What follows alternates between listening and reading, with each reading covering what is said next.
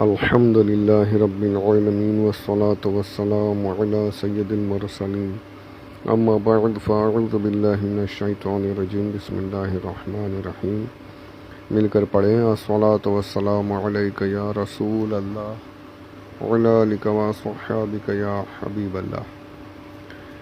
بنو اموی قبیلے کی پسپائی کا ذکر، ان کی شکست کا واقعہ آپ نے پچھلے آڈیو میں سنا، اس کے آگے اور سماعت فرمائیں۔ بدر صغرا، جنگ احد سے لوٹتے وقت ابو سفیان نے کہا تھا کہ آئندہ سال بدر میں ہمارا تمہارا مقابلہ ہوگا۔ چنانچہ شعبان یا ذوالقعدہ کے 4 ہجری میں حضور صلی اللہ علیہ وسلم مدینہ کا نظم و نسق حضرت عبداللہ بن رواحہ رضی اللہ عنہ کے سپرد فرما کر لشکر کے ساتھ بدر میں تشریف لے گئے۔ 8 دن تک کفار کا انتظار کیا۔ ادھر ابو سفیان بھی فوج کے ساتھ چلا۔ ایک منزل چلا تھا کہ اس نے اپنے لشکر سے یہ کہا کہ یہ سال جنگ کے لیے مناسب نہیں ہے، کیونکہ اتنا زبردست قحط پڑا ہوا ہے کہ نہ آدمیوں کے لیے دانا پانی ہے نہ جانوروں کے لیے گھاس چارہ۔ یہ کہہ کر ابو سفیان مکہ واپس چلا گیا۔ مسلمانوں کے پاس کچھ مال تجارت بھی ساتھ تھا۔ جب جنگ نہیں ہوئی تو مسلمانوں نے تجارت کر کے خوب نفع کمایا اور مدینہ واپس چلے آئے۔ سن 4 ہجری کے متفرق واقعات۔ اسی سال غزوہ بنو نضیر کے بعد جب انصار نے کہا کہ یا رسول اللہ صلی اللہ علیہ وسلم، بنو نضیر کے جو اموال غنیمت ملے ہیں وہ سب آپ ہمارے مہاجر بھائیوں کو دے دیجئے، ہم اس میں سے کسی چیز کے طلبگار نہیں ہیں۔ تو حضور صلی اللہ علیہ وسلم نے خوش ہو کر یہ دعا فرمائی، اللہم ارحم الانصار و ابناء الانصار و ابناء ابناء الانصار، یعنی اے اللہ انصار پر، انصار کے بیٹوں پر، انصار کے بیٹوں کے بیٹوں پر رحم فرما۔ سبحان اللہ۔ اسی سال حضور صلی اللہ علیہ وسلم کے نواسے حضرت عبداللہ بن عثمان غنی رضی اللہ عنہ کی آنکھ میں ایک مرغ نے چونچ مار دی، جس کے صدمے سے وہ 2 رات تڑپتے رہے اور وفات کر گئے۔ اسی سال حضور صلی اللہ علیہ وسلم کی زوجہ مطہرہ حضرت بی بی زینب بنت خزیمہ رضی اللہ عنہا کی وفات ہوئی۔ اسی سال حضور صلی اللہ علیہ وسلم نے حضرت ام المومنین بی بی ام سلمہ رضی اللہ عنہا سے نکاح فرمایا۔ اسی سال حضرت علی رضی اللہ عنہ کی والدہ ماجدہ حضرت بی بی فاطمہ بنت اسد رضی اللہ عنہا نے وفات پائی۔ حضور صلی اللہ علیہ وسلم نے اپنا مقدس پیراہن ان کے کفن کے لیے عطا فرمایا اور ان کی قبر میں اتر کر ان کی میت کو اپنے دست مبارک سے قبر میں اتارا۔ سبحان اللہ، کتنا بڑا مرتبہ، کتنی پیاری فضیلت ملی ہے ان کو، حضرت علی کی والدہ کو۔ سبحان اللہ۔ اور فرمایا کہ فاطمہ بنت اسد کے سوا کوئی شخص بھی قبر کے دبوچنے سے نہیں بچا ہے۔ حضرت عمر بن عبدالعزیز رضی اللہ عنہ سے روایت ہے کہ صرف 5 ہی میت ایسی خوش نصیب ہیں جن کی قبر میں حضور صلی اللہ علیہ وسلم خود اترے۔ پہلے حضرت بی بی خدیجہ، جن کا تذکرہ آپ نے سنا، حضور کی زوجہ محترمہ۔ دوم حضرت بی بی خدیجہ کا ایک لڑکا تھا جو ان کے دوسرے شوہر سے ہوگا، آپ نے سنا پہلے کہ ان کی پہلے 2 نکاح پہلے بھی ہوئے تھے۔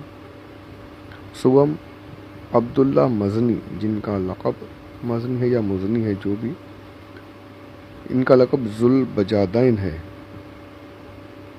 چوتھے حضرت بی بی عائشہ کی والدہ ام رومان۔ 5ویں حضرت فاطمہ بنت اسد، حضرت علی کی والدہ رضی اللہ تعالی عنہم اجمعین۔ اسی سال 4 شعبان 4 ہجری کو حضرت امام حسین رضی اللہ عنہ کی پیدائش ہوئی۔ اسی سال ایک یہودی نے ایک یہودی کی عورت کے ساتھ زنا کیا اور یہودیوں نے یہ مقدمہ بارگاہ نبوت میں پیش کیا تو آپ صلی اللہ علیہ وسلم نے تورات و قرآن دونوں کتابوں کے فرمان سے اس کو سنگسار کرنے کا فیصلہ فرمایا۔ یہ رجم کا مطلب طریقہ ہے، شادی شدہ مرد عورت ہو، شادی شدہ یعنی جو بھی شادی شدہ ہو، اگر کنوارے ہیں تو کوڑے کی سزا ہے، اور شادی شدہ اگر کرے اور ثابت ہو جائے، اس میں بہت سختی ہے، ایسا بھی نہیں کہ بس کسی نے بول دیا تو بس ہو گیا، گواہ اس میں بہت سختی کے ساتھ سوال، بہت باریکی سے معاملہ دیکھا جاتا ہے، یا پھر وہ خود قبول کر لے کہ جی ہاں ہم سے زنا صادر ہو گیا تو اس پر رجم کی سزا ہے۔ یہ سزائیں اس قدر اتنی سخت اس لیے ہیں کہ ایک آدھ کو اگر یہ سزا دی جائے، رجم ہوتا ہے یہ کہ اس کے آدھا دفن کر دیتے ہیں کمر تک اور پتھر مار مار کے اس کو یعنی بالکل مار ہی دینا ہے، ختم۔ شادی شدہ جو یہ کرے، اسلام میں زنا کی سزا بہت سخت ہے، کیونکہ یہ ہے بہت ہی بڑا گناہ، صرف ایک دو لوگوں کا نہیں بلکہ پوری قوم کی خلاف یہ گناہ ہو رہا ہے، سمجھ لیجیے کہ ناجائز چیز جہاں کی چیز ہے وہاں کی بجائے کہیں اور استعمال کیا جا رہا ہے ناجائز طریقے سے، اور گناہ ہے، یہ بہت بڑا عظیم گناہ ہے، تو اس لیے اس کی سزائیں بھی بہت بڑی بڑی ہیں۔ ایک دو کو سزا مل جائے، سر بازار اگر اس طریقے سے کوڑے لگائے جائیں، رجم کیا جائے، تو دیکھیے پھر کیسے پورا معاشرہ بدلتا ہوا دکھائی دے گا۔ اسلام کی سزائیں جو ہیں یہ طبیعت انسانی کے مطابق ہیں، یہ کوئی معاذ اللہ رب العالمین جنگل کا قانون نہیں، معاذ اللہ کچھ لوگوں نے بولا بھی ہے، اپنے آپ کو مسلمان کہتے ہیں اور معاذ اللہ اس طریقے سے انہوں نے بیانات دیے ہیں، تو یہ سب غلط باتیں ہیں۔ جتنے قوانین ہیں اسلام کے وہ بالکل انسان کی طبیعت کے مطابق ہیں اور قیامت تک چلنے والے قوانین میں کسی میں کوئی تبدیلی آنے کا سوال ہی نہیں ہوتا۔ تو یہ بڑا طویل واقعہ ہے جو یہودی کا ہے۔ حضرت ابھی آپ نے پہلے سنا تھا عبداللہ بن سلام رضی اللہ عنہ کا ذکر، یہ یہودیوں کی کتاب بھی جانتے تھے، ان کے عالم تھے۔ انہوں نے کہا تھا جب لائے تو حضور نے رجم کی سزا فرما دی، تو ارے بولیے تو غلط ہے، ایسا ہم نہیں مانیں گے۔ تو حضرت عبداللہ بن سلام نے فرمایا تھا کہ خود توریت میں بھی یہ موجود ہے سزا، تو یہودیوں نے توریت میں ہاتھ رکھ کے چھپایا، وہ کافی ہوا تھا وہ، تو اس پر آیتیں وغیرہ بھی ہیں، بات کہیں اور چلی جائے گی۔ درود پاک پڑھ لیجیے، اللہم صلی علی سیدنا مولانا محمد وعلی آل سیدنا مولانا محمد وبارک وسلم صلاۃ و سلام علیک یا رسول اللہ۔ اسی سال طعمہ بن عبیرق نے جو مسلمان تھا چوری کی، تو حضور صلی اللہ علیہ وسلم نے قرآن کے حکم سے اس کا ہاتھ کاٹنے کا حکم فرمایا۔ اس پر وہ بھاگ نکلا اور مکہ چلا گیا، وہاں بھی اس نے چوری کی، اہل مکہ نے اس کو قتل کر ڈالا، یا اس پر دیوار گر پڑی اور مر گیا، یا دریا میں پھینک دیا گیا۔ ایک قول یہ بھی ہے کہ وہ مرتد ہو گیا تھا۔ مرتد کہتے ہیں جو اس مسلمان ہونے کے بعد اسلام سے نکل جائے اور دوسرا مذہب اختیار کر لے، وہ مرتد ہے، اور مرتد کی سزا اسلام میں موت ہے۔ اسلام جیسے مذہب کو چھوڑ کر کہیں اور جا رہا ہے تو اب تیرے لیے تو جینے کے لائق ہی نہیں تو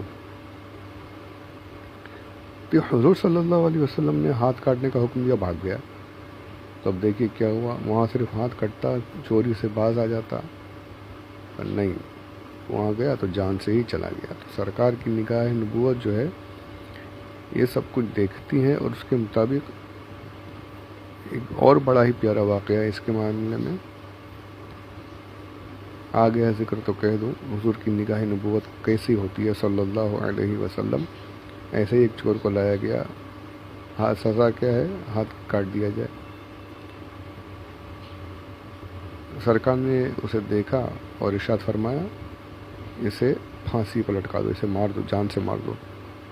حضرت ابوبکر صدیق رضی اللہ عنہ نے عرض کی یا رسول اللہ چور کی سزا تو ہاتھ کاٹنا ہے. حضور خاموش ہو گئے، اس کی ہاتھ کاٹے گئے. دوبارہ حضرت ابوبکر صدیق رضی اللہ عنہ کے ٹائم پر پھر لایا گیا، دوسرا ہاتھ کاٹا گیا. یہاں تک کہ یہ اتنا عادی ہو گیا کہ منہ میں چوری کا سامان لے کر پھر سے پکڑا گیا. تو اس آخر ہوتے ہوتے اس کو یہی ہوا کہ اس کی پھانسی، اس کو موت کی سزا دی گئی. تو حضور صلی اللہ علیہ وسلم صرف ظاہر نہیں بلکہ باطن میں دیکھ کر فیصلے فرماتے تھے. یہ سرکار کا خاصہ ہے، آج کوئی بولے تو نہیں مانا جائے گا، اسلام کی سزا پر ہی چلا جائے گا. تو سرکار نے پہلے ہی دیکھ لیا تھا کہ یہ ماننے والوں میں سے نہیں ہے، مرے گا ہی. تو پہلے ہی فرما دیا کہ اسے موت کی سزا تھی. لیکن شریعت جو تھی ظاہر، اس پر عمل صحابہ کے لیے صحابہ کے سامنے کرنا بھی ضروری تھا، مثال بھی رکھنی تھی. تو وہی ہوا.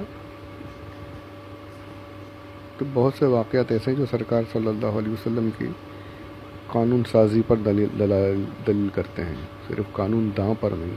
حضور قانون جانتے نہیں تھے، صرف جانتے تھے ایسی بات نہیں، صرف قانون ہی جانتے تھے اور کچھ نہیں. جیسے وکیل ہوتا ہے صرف قانون بولتا ہے، قانون جانتا ہے، قانون بنا نہیں سکتا. ہمارے آقا صلی اللہ علیہ وسلم قانون داں ہی نہیں، قانون ساز بھی تھے، کہ جانتے بھی تھے اور بنا بھی سکتے تھے. اللہ تبارک و تعالیٰ نے آپ کو اختیار عطا فرمایا تھا. کئی واقعات ہیں، موقع رہا تو بیچ میں انشاءاللہ بولتے رہیں گے، واقعات سنتے رہیے آپ بھی، اور اپنے حبیب صلی اللہ علیہ وسلم کے عشق میں جھومتے رہیے. بعض مورخین کے نزدیک شراب کی حرمت کا حکم بھی اسی سال نازل ہوا، یعنی 4 ہجری میں. بعض کے نزدیک 6 ہجری میں، بعض نے کہا کہ 8 ہجری میں شراب حرام کی گئی. شراب کی کافی ڈیٹیل ہے تو ابھی اس میں نہیں جانا ہے. اس کے بعد 10واں باب شروع ہو رہا ہے جو ہجرت کے 5ویں سال کے تعلق سے ہے. جنگ احد میں مسلمانوں کے جانی نقصان کا چرچا ہو جانے اور کفار قریش اور یہودیوں کی مشترکہ سازش سے تمام قبائل کفار کا حوصلہ اتنا بلند ہو گیا کہ سب کو مدینہ پر حملہ کرنے کا جنون ہو گیا. یہ تو مسلمان تو ہار گئے، چلو اب سب کے سب مارو مدینہ میں، چلو حملہ کرو، ختم کرو مسلمانوں. ہر طرف سے وہ سب جوش میں آ گئے. چنانچہ 5 ہجری بھی کفر و اسلام کے بہت سے معرکوں کو اپنے دامن میں لیے ہوئے ہے. یہاں چند مشہور غزوات کا ذکر ہے. سب سے پہلے قبائل انمار و ثعلبہ نے مدینہ پر چڑھائی کرنے کا ارادہ کیا. جب حضور صلی اللہ علیہ وسلم کو اس کی اطلاع ملی تو آپ نے 400 صحابہ کرام رضی اللہ عنہم کا لشکر اپنے ساتھ لیا اور 10 محرم 5 ہجری کو مدینہ سے روانہ ہو کر مقام ذات الرقاء تک تشریف لے گئے. لیکن آپ صلی اللہ علیہ وسلم کی آمد کا حال سن کر یہ کفار پہاڑوں میں بھاگ کر چھپ گئے، اس لیے کوئی جنگ نہیں ہوئی. مشرکین کی چند عورتیں ملی جن کو صحابہ کرام نے گرفتار کر لیا. اس وقت مسلمان بہت ہی مفلس اور تنگ دستی کی حالت میں تھے. چنانچہ حضرت ابو موسیٰ اشعری رضی اللہ عنہ کا بیان ہے کہ سواریوں کی اتنی کمی تھی کہ 6 آدمیوں کی سواری کے لیے ایک اونٹ تھا، جس پر ہم لوگ باری باری سوار ہو کر سفر کرتے تھے. یعنی ایک ساتھ 6 نہیں بیٹھتے تھے، 6 بانٹ لیا تھا ایک اونٹ کو. 6 جن نے تھوڑی دیر یہ، تھوڑی دیر دوسرا، تھوڑی دیر تیسرا، اس طریقے سے 6 لوگ ایک اونٹ پر سواری کرتے تھے ایک کے بعد ایک. سوچیے کتنی قسمہ پرسی کی عالم تھی اور کتنی تنگ دستی کا حال تھا. پہاڑی زمین میں پیدل چلنے سے ہمارے قدم زخمی اور پاؤں کے ناخن جھڑ گئے تھے، اس لیے ہم لوگوں نے اپنے پاؤں پر کپڑوں کے چیتھڑے لپیٹ لیے تھے. یہی وجہ ہے کہ اس غزوے کا نام غزوہ ذات الرقاء یا ذات الرقاء جو بھی آئے یہ نام ہوا. اس کا مطلب ہوتا ہے پیوندوں والا غزوہ. یعنی صحابہ نے اپنے پیروں پر کپڑے لپیٹ لیے، چھالے وغیرہ. ظاہر بات ہے پہاڑ پر چلنا معمولی بات نہیں ہے اور سفر بھی لمبا، تو اس لیے اس کا نام یہ ہوا. بعض مورخین نے کہا ہے کہ چونکہ وہاں کی زمین کے پتھر سفید اور کالے رنگ کے تھے اور زمین ایسی نظر آتی تھی جیسے سفید اور کالے چیتھڑے لگے پیون ایک دوسرے سے جوڑے ہوئے ہیں، لہذا اس غزوے کو غزوہ ذات الرقاء کہا جانے لگا.